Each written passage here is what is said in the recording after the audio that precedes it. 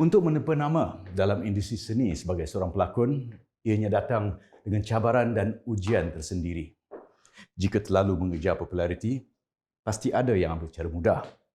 Jika mementingkan kualiti, biarlah bermula dengan perlahan. Salam sejahtera. Saya Tony Yusof, pengacara anda dalam Dunia Insan Kreatif, sebuah rancangan berbual mingguan mengenai industri kreatif yang disiarkan secara eksklusif hanya di TVS. Minggu ini saya akan bawa anda ke dalam dunia seni lakonan bersama dua orang pelakon anak muda Sarawak yang akan mengupas cabaran kerjaya dan industri masa kini. Jangan ke mana-mana.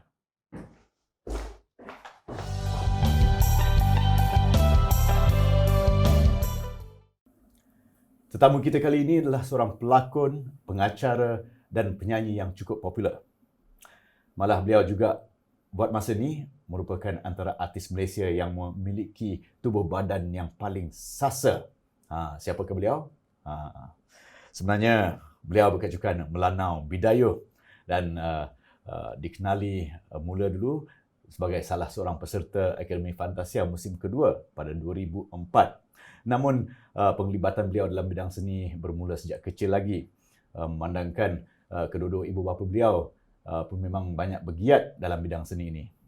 Bersama kita hari ini adalah kawan baik saya yang berbakat besar, Anding Indrawani Zaini. Apa khabar, Anding? Baik, hai. Apa khabar, Tony? How are you? Bagus, bagus.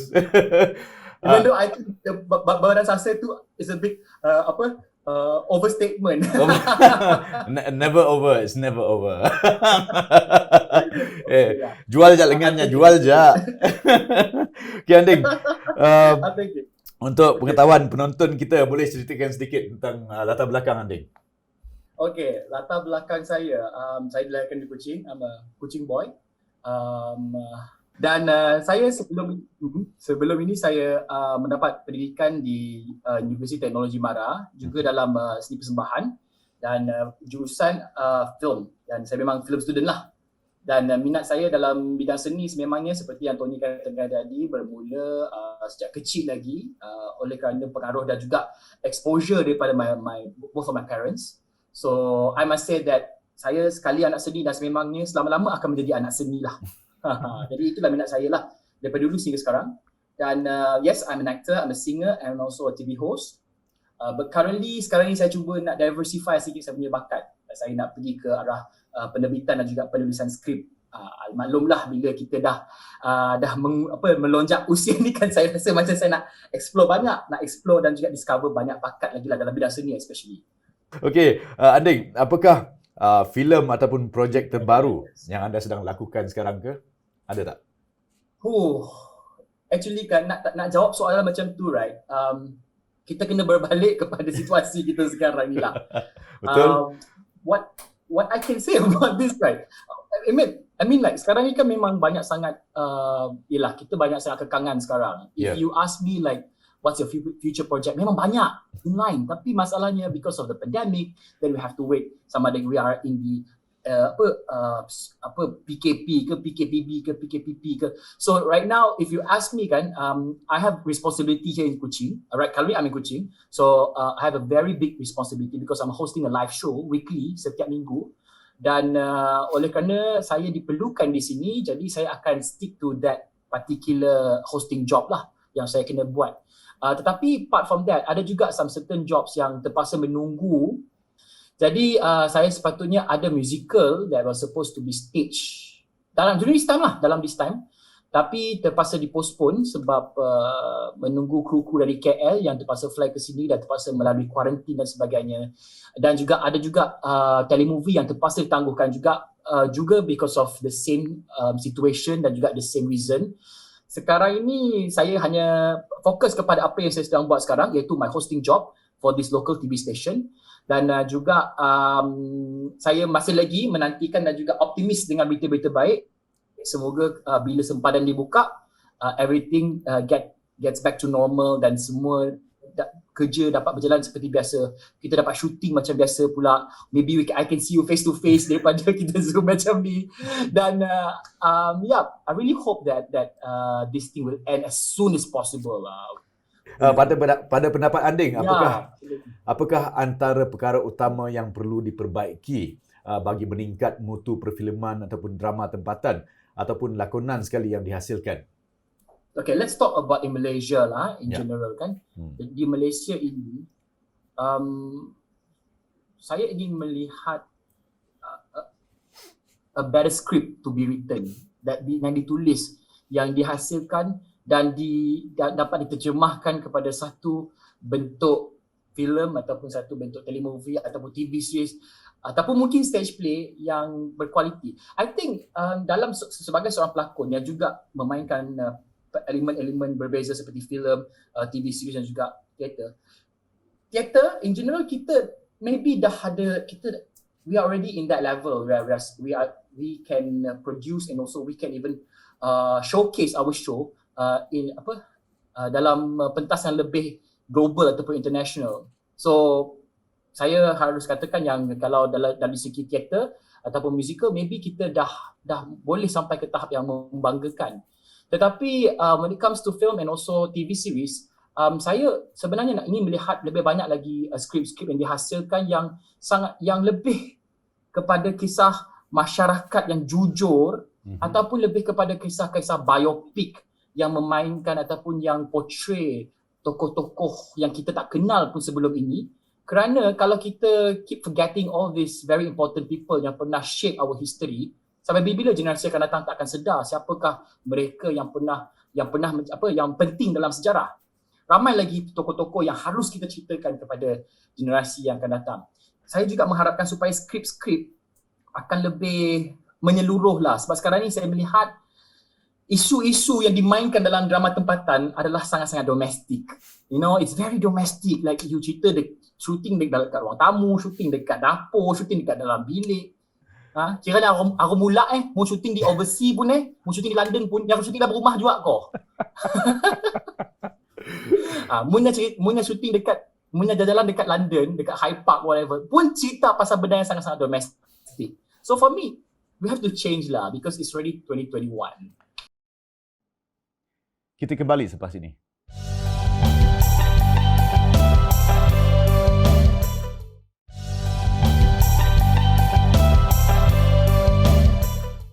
Apakah agaknya sebab naskah kita bermutu sebegitu?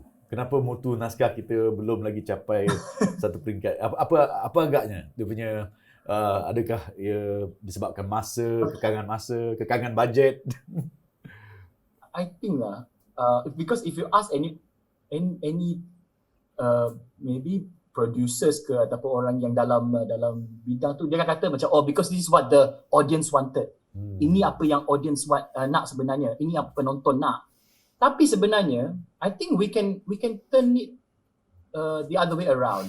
Apa kata kalau kita educate the viewers on what should be portrayed, what should be showcased. Ada potential sebenarnya untuk kita nak mengubah hala tuju drama kita itu supaya ada sedikit variasi, supaya tak terlalu berkisahkan tentang Hairi, seorang anak Tan Sri, ataupun projek berjuta-juta, ataupun laki dengan perempuan tu kahwin tapi benci, last sekali jadi rindu, jadi cinta, ataupun semualah yang bagi saya sorry to say cliche lah kan. So sometimes I got the script and macam alamak, it's another Hairi that I'll be playing, and so okay, tak apalah. You know, right? Okay, apakah harapan Anding untuk industri perfilman ataupun industri kreatif tanah air dan khususnya di dalam Sarawak? Saya mengharapkan yang selepas ini supaya kita ada satu union yang kita boleh bercakap, meluahkan perasaan ataupun membantu sesama anak seni sendiri. Supaya tidak ada seorang pun yang ketinggalan. Dan saya juga mengharapkan supaya industri kreatif kita supaya lebih membuka peluang kepada ramai lagi pelakon-pelakon yang sememangnya ada bakat tetapi mereka tidak didengari, you know, because I've seen like so many actors and actresses, they were so good. And I've seen their acting and whatsoever. dalam bidang teater dan juga film, tapi lama-kelamaan nama mereka tidak didengari. Maybe sebab populariti dia kurang, ataupun tak ramai followers, ataupun mereka tidak good looking. Itu saya tak faham. Okay, Anding, sebelum kita habiskan sesi kita ni, ada tak kata-kata nasihat yang boleh yang Anding nak sampaikan kepada penonton kita? Mana tahu ada anak-anak muda yang nak menjejaki langkah Anding juga ke? Tak kira dalam bidang sekalipun lah. Satu, jangan rush dengan keputusan anda. Jangan fikir yang hari ni aku baru-baru nak jadi pelakon, besok aku nak jadi pelakon, lusa aku nak bawa kereta mewah, aku nak bawa tidak. Those are fairy tales, okay? Dia sebenarnya usaha itu adalah sesuatu yang tidak dibina dalam masa satu hari. Seperti yang the famous saying, Rome wasn't built in a day. So ada kerja usaha keras yang harus dilalui, titik peluh, dan juga benda ni kadang-kadang tak cukup tidur kadang-kadang untuk kita nak berusaha. Jadi jangan pernah memikirkan yang dunia seni ni adalah dunia yang glamour semata-mata. Tidak. Ia memerlukan minat, ia memerlukan ilmu, ia memerlukan passion, ia memerlukan minat. Ia memerlukan kesabaran. Kesabaran, everything. Yang kena marah, kena maki, maksudnya kanan kurang kiri tu semua kena ada. Hadap, jangan fikir benda ni glamour saja, tidak. You don't have to be really big, you don't have to be really popular. Okay? Ini mantra saya lah. Saya tidak mahu menjadi terlalu popular, saya tidak mahu menjadi terlalu besar nama saya, tetapi saya mahu kekal relevan. Saya mahu berada dalam industri seni ini sampai bila-bila, because this is the path that I choose. So nak tak nak, saya sekali anak seni, selama-lamanya saya akan menjadi anak seni. Itu dia. Pendek kata, perjalanan menuju puncak tu dipenuhi dengan berbagai rintangan dan cabaran. Okay, Anding, terima kasih. Thank you so much.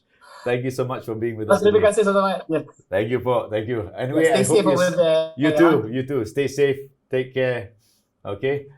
Don't go off the line yet. Okay. Itu dia Anding Indrawani, kawan saya yang sangat berbakat dan sangat sasa.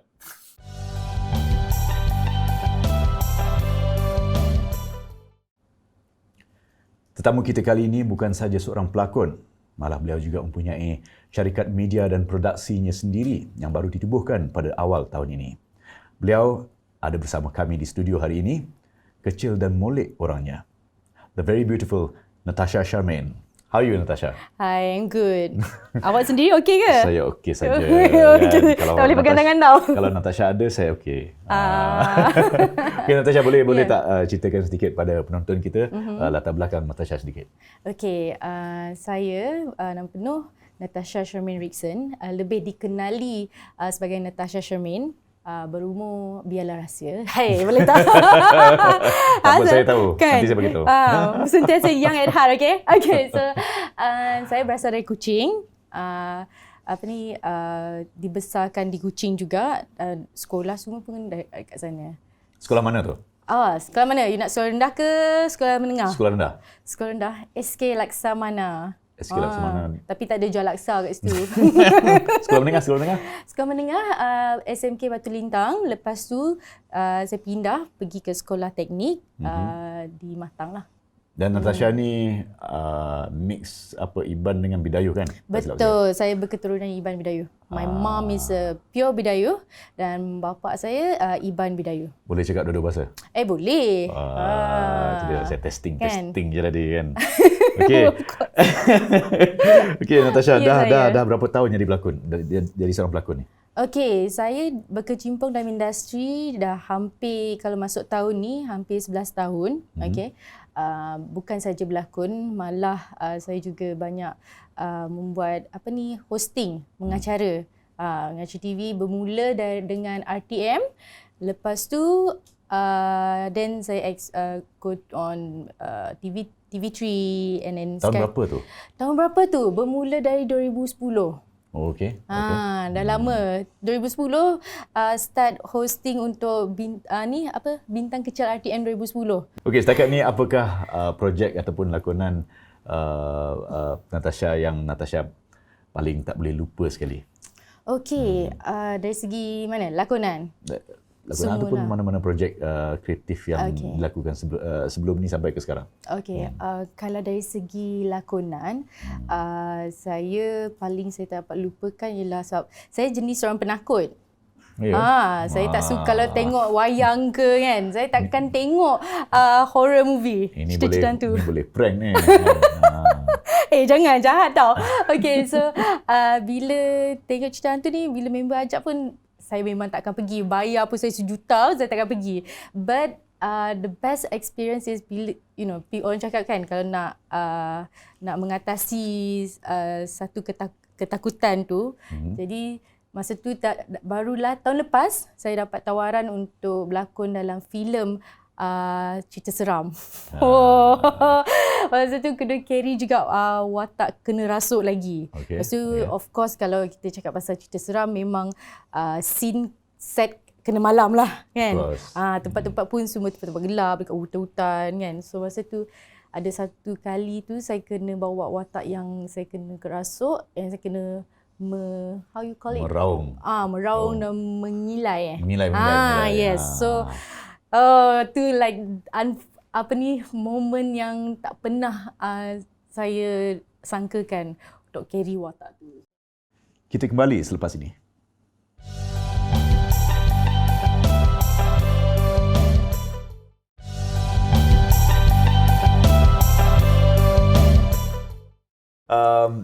Natasha, Ya, saya.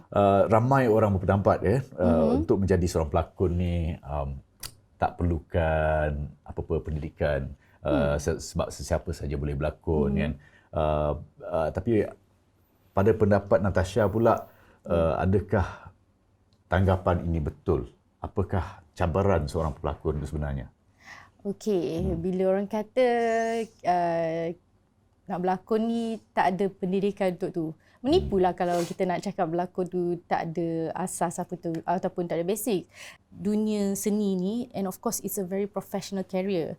Setengah orang kat luar tu tak faham yang lakonan ni sebenarnya adalah satu career professional, sama seperti orang yang jadi doktor, orang yang jadi engineer, arkitek semua tu. We are all the same. It's just that cara kita bekerja ni berlainan.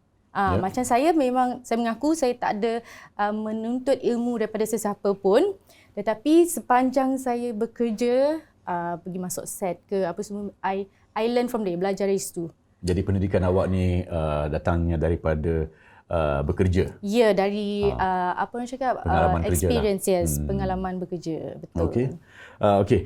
Kita tahu untuk menerbitkan filem atau kandungan rancangan bagi TV ke, yang baik dan menarik memerlukan bajet dan teamwork yang besar. Tim yang besar lah kan. Betul. Pendek kata, bajet yang besar. Okey, tetapi perkara ni tidak semestinya berlaku pada setiap projek kan. Bukan di setiap production tu mesti dia akan cakap, oh maaf, kita tak ada bajet. Seperti biasa yang kita dengar. Apakah pendapat kamu tentang perkara ni? Okey, bagi saya kalau nak cakap nak kena ada bajet tu, yelah, maklumlah saya lagi baru kan nak jadi seorang producer ni. Memang semua projek kena ada bajet. Tapi saya rasa tak adil bila producer ataupun orang yang mengeluarkan dana tu kena macam mana, you have to underpay seseorang. That is totally not fair. Yes. Setiap orang ada nilai dia sendiri. Itu pun kita kena tahu macam mana nak menilai seseorang tu, nak tengok experience dia bekerja. Jadi saya rasa ni perlu diambil perhatian oleh kerajaan jugalah supaya kita dibagi standard untuk macam mana nak bayar pekerja kita ataupun kru or our team kan, so that it will be fair. Kita tak ada piawaian tu kat sini. Ya, betul. Kan? So bagi saya faham bekerja dengan ada bajet, that is a must, so that kita disiplin. Yes. Supaya kita tahu macam mana nak buat satu projek tu. Tapi kalau nak untuk kepuasan dan kepentingan diri sendiri tu, itu memang tak fair lah. Saya rasa sebab industri kita ni besar, it's fun. So saya rasa kita perlu tunjukkan orang it's a good place also untuk kita menjana pendapatan tu. Dah nama pun industri. Yes, kalau betul. Industri kenalah profesional. Betul. Kalau profesional kenalah ada bajet. Yes, betul tu. Jadi nilai bajet tu kena tahu kat mana. Okay, Natasha telah Ya, lama berkecimpung dalam dunia lakonan ni dan sudah pasti dah melihat baik buruk dalam industri Ya, seperti yang kita baru bincangkan ni kan. Pada pendapat Natasha, apakah antara perkara utama yang perlu diperbaiki bagi meningkat mutu kandungan yang dihasilkan? Okey, yang perlu diperbaiki saya rasa every angle kot. Kita perlu monitor and tekankan. Contoh kita sebagai pelakon kan, of course kalau nak have bayaran yang lumayan, dah dapat tawaran yang baik dan juga layanan yang baik, of course kita kena upgrade diri kita sendiri. Contohnya kena attend kursus kena haluskan lagi lakonan ataupun bidang pengacaraan tu kena attend classes ataupun dapatkan seorang veteran yang boleh ajar kita untuk memperhalusikan lagi kerjaya kita kan. Macam tadi kita dah sentuh bayaran untuk pelakon tu biarlah setimpal. Kita punya bayaran sebagai pelakon, awak rasa setimpal tak? Dengan kerja yang dilakukan. Itu susahlah saya nak cakap kan, because macam contoh, kita ada dua contoh yang berlainan ni. Macam Tony dah lama sangat dalam industri dan saya boleh dikatakan masih lagi banyak perlu dibelajar dan dipolish lagi. Saya pun banyak juga. Kan? Tetapi dalam industri kita ni malangnya tak semestinya orang lama akan dapat bayaran yang boleh mencerminkan betapa lamanya dia telah berada dalam industri ni. Dan seperti yang kita tahu, ada yang dah senior kita yang bayaran dia sebenarnya mungkin lebih kecil daripada orang yang baru mula semalam. Betul. Sebab sekarang bukan pernah berlaku tapi banyak berlaku dah. Ya, betul. Sebab sekarang ni kita lihat disebabkan social media ni sebenarnya yang mengganggu kita punya cara kita nak cari makan. Periuk nasi kita. Sebab sekarang dah ada influencer, YouTuber and what not. Tapi saya percaya I ada word baru ni. It's called brandfluencer. Yes, brandfluencer. You kena pakai otak macam mana you nak counter benda tu. So kita tak boleh nak cakap social media ni satu benda yang dapat matikan kita, yang tak berapa nak fasih dalam digital or social media and what not. Itu bukan satu penebat untuk kita mara ke hadapan lagi kan. Tapi saya rasa why not kita belajar. Betul. Saya rasa kita patut belajar untuk counter benda ni, di mana ini akan jadi another stepping stone untuk kita maju ke hadapan lagi. Okey, sebelum kita mengakhiri sesi kita ni, apakah tips ataupun nasihat daripada Natasha kepada anak muda di luar sana yang mungkin berminat nak terjebak dalam dunia lakonan ini? Okey, kalau kepada anda semua, kalau nak berkarya dalam industri seni ni, silalah, we are always open and accept anda untuk sertai. Tapi satu je pesan, kena kuatkan mental and kuatkan hati lah. Sebab cabaran tu memang akan banyak, lagi-lagi yang muda. Dan kena ada prinsip dan kena disiplin. Itu yang paling penting. Disiplin tu. Dan juga kena banyak wardrobe. Kena bawa wardrobe sendiri. Kena banyak wardrobe tu lah yang paling susah. Beg akan makin berat. Kalau perempuan, makeup tu yang paling penting.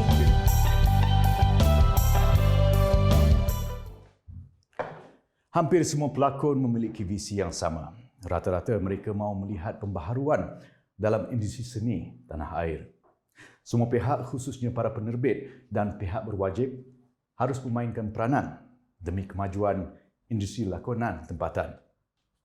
Ekosistem industri dan bakat-bakat yang ada perlu bekerjasama untuk menuju ke arah yang lebih produktif, progresif dan kreatif untuk menghasilkan karya yang luar biasa. Sampai sini saja episod kita kali ini. Terima kasih kerana menonton dan masih setia bersama kami sehingga ke minggu ini. Setinggi penghargaan kepada penaja lokasi kami, Maverick Studios di Petaling Jaya. Ribuan terima kasih kepada tetamu kami, Anding Indrawani dan Natasha Shamin Rickson kerana sudi ditemu ramah bagi episod ini. Saya Tony Yusof, kita jumpa lagi di minggu depan di dalam Dunia Insan Kreatif.